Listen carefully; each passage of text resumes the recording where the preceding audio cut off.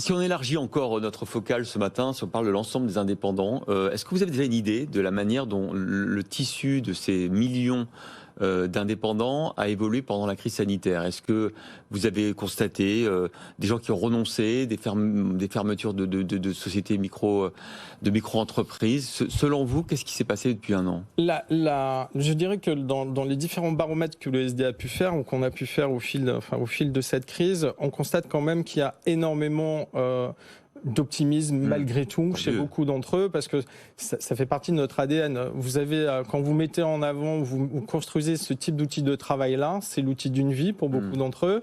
Il n'y a pas d'autre solution. Et donc on veut nécessairement faire en sorte qu'il perdure et qu'il se développe. Donc il y a eu des abattements très clairement, quand vous êtes fermé une fois, deux fois, trois fois, et qu'on ne sait pas d'ailleurs les perspectives qui nous seront annoncées dans les prochaines semaines ou les prochains mois. Ça dépendra aussi de l'attitude de tous, comment les gens continuent à respecter les gestes barrières, comment dans les discothèques effectivement on fait en sorte qu'il n'y ait pas des clusters. C'est certain, oui, c'est certain, mais c'est vrai que l'optimisme reste quand même aujourd'hui, pour plus des 2/3 d'entre eux, on va dire le moteur clé, ou en tout cas l'élément qui les fait avancer. Après, bien évidemment, il va y avoir beaucoup de chefs d'entreprise qui vont être face à des complications, notamment en termes de trésorerie, parce qu'ils sont au bout et qu'il va falloir savoir dans quelle mesure on va les relancer. Aujourd'hui, vous avez la discussion, encore cette semaine, du projet de loi de finances rectificative, donc pour cette année, avec notamment le questionnement de savoir comment va être prolongé le fonds de solidarité. Ouais. Alors, il y a des échéances qui sont effectivement prévues d'ici à la fin de l'année, en tout cas pour son maintien. La question, c'est de savoir quels seront les secteurs d'activité qui vont pouvoir en bénéficier. Et là, au niveau du SD, on demande quand même aussi, non pas pour les restaurateurs, les hôteliers, etc., puisque c'est déjà prévu, mais pour les autres entreprises, qu'il puisse y avoir aussi une continuation, au moins jusqu'à la fin du mois d'août, d'accompagnement du fonds de solidarité pour ces entreprises. Parce que contrairement à ce qu'on pourrait penser, dans les entreprises de proximité, notamment qui reçoivent du public, le démarrage, il n'est pas aussi fort qu'on peut essayer de nous le faire comprendre. Par exemple, dans quel secteur vous avez observé que ça ne redémarre pas aussi vite que prévu? Je pense que tout ce qui est secteur équipement de la personne, habillement, équipement de la maison, sur ces secteurs-là, effectivement, il y a quand même encore aujourd'hui des jauges sanitaires dans les commerces ou dans les entreprises. Donc forcément, vous avez un flux qui est limité.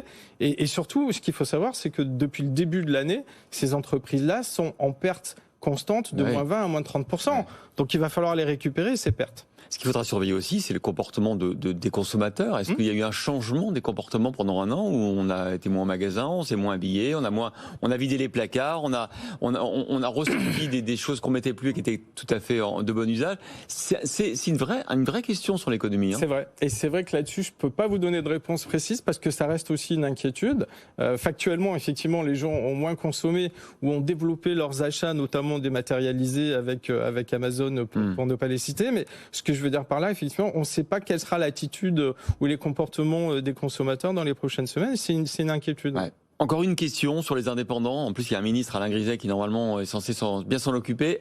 Il reste un an avant l'élection présidentielle. C'est le moment de demander des choses.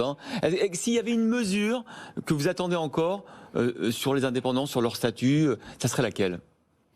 Alors aujourd'hui, il y a un plan pour les indépendants qui est prévu, qui effectivement prévoit l'aménagement du statut des chefs d'entreprise, parce que beaucoup choisissent aujourd'hui un statut plus protecteur, notamment deviennent salariés de leur propre entreprise. Oui, notamment pour éviter la confusion du patrimoine personnel et du patrimoine de l'entreprise. Donc ça, on va dire qu'au démarrage, et puis surtout parce que le chef d'entreprise, il a un parcours professionnel qui évolue. Il a été salarié, il est devenu chef d'entreprise, donc il souhaite avoir une protection sur l'ensemble de sa carrière qui soit beaucoup plus lissée.